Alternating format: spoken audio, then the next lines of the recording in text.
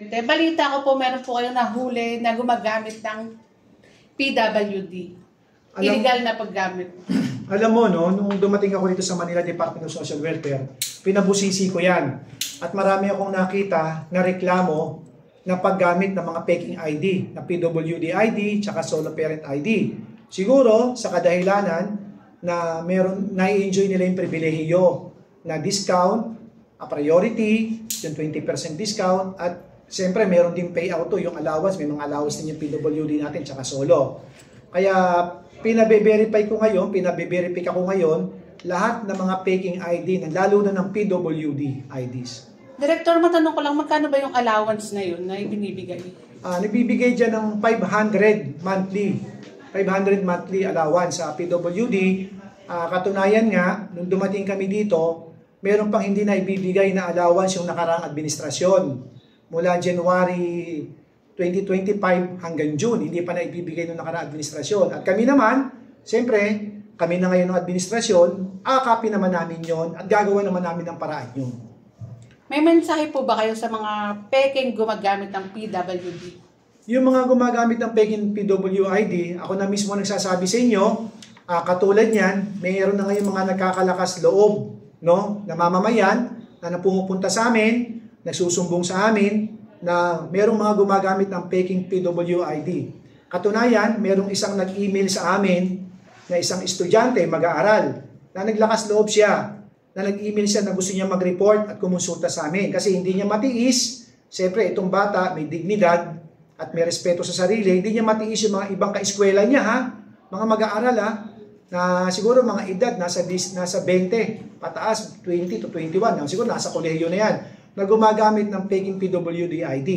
At ito ngayon, pinaimbestigahan namin at inaalam namin ngayon lahat ito, at meron din dito nag-report na upon verification, nalaman namin, nung nag-verify siya rito, na peke pala yung PWD ID ng kapatid niya. Kasi, ngayon, gusto ko sana ipanawagan, no, ang PWID, solo parent ID, libre po yan. Wala pong bayad dyan dito sa Maynila. At kahit saang lugar, walang bayad dyan. Pati yung mga booklet, libre po yan dito sa Maynila. At kung meron po na magtatangkang mag-alok sa inyo, magbenta sa inyo sa labas, peke yan. Kasi ang PWID makukuha lang dito sa tanggapan namin sa PIDAW Office. At sa mga district office ng Manila Department of Social Welfare. Sir, tanong ko lang, paano po ba, if ever po na mahuli yung mga gumagamit ng PWD ID, ano yung paukulang parusa? At tanong ko lang din, sir, kung meron na po bang nasampulan na nahuli? Meron na nasampulan na nahuli dyan, at meron ang existing na nasa korte ngayon na hinihiring, no? Isang gumamit at isang gumawa ng PWD, no? At ito, kung sino man ang mahuhuli na gumagamit ng peking ID, at gumagawa ng peking ID at nagbebenta, meron to pananagutan sa ilalim ng revised penal code. Yung falsification of public documents, ng mga papeles, yung mga pinapalsify niya. At the same time, meron siyang Republic Act, baka din nila, merong Magna Carta for Persons with Disability. Yung Republic Act 7277. Dito, meron tong kalakip na parusa o multa. Meron siyang multang 50,000 hanggang 100,000 at pagkakulong ng 6 na buwan hanggang 2 taon o parehas o pwede. Sir, paano po ma-verify na legit yung PWID at saka saan po nire-register po ito? Unang-una, ang isang PWID ngayon dapat rehistrado na sa DOH. Kasi meron siyang 16 digits eh. At pagka pumunta ka sa mga kainan, sa mga Mercury, meron silang DOH website. Itatype nila doon, pupunta sa website, titignan nila ngayon. Pag nakita nila ngayon na hindi nakarehistro, ma'am, sorry po, di po kayo nakarehistro.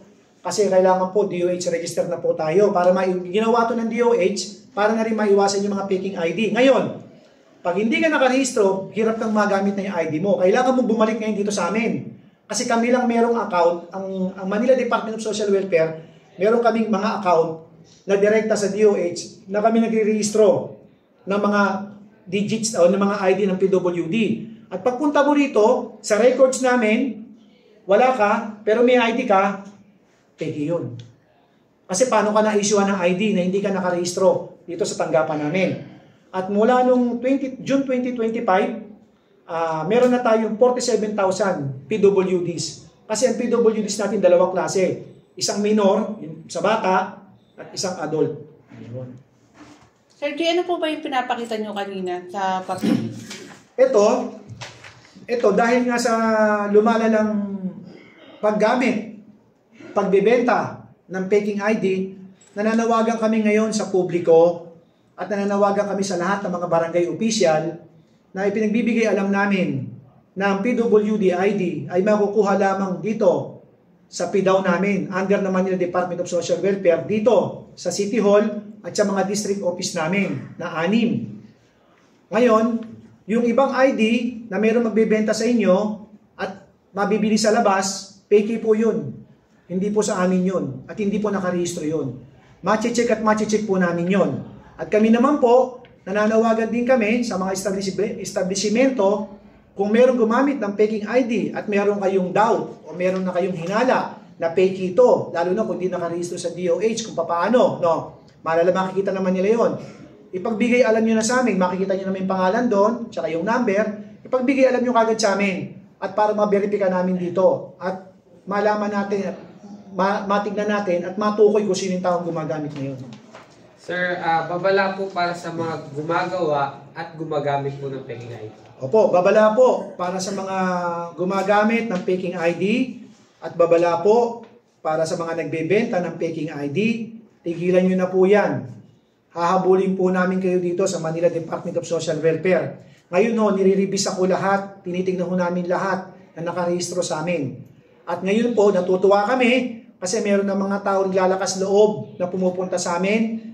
At siyempre, pinoprotektahan din namin, no? Naglalakas loob na itinuturo na ngayon kung sino yung mga nagbebenta, sino yung mga gumagamit ng faking PWD IDs. And yun lang, Director Jay, maraming Yun lang salamat po at maraming salamat po sa inyo lahat. Thank you po.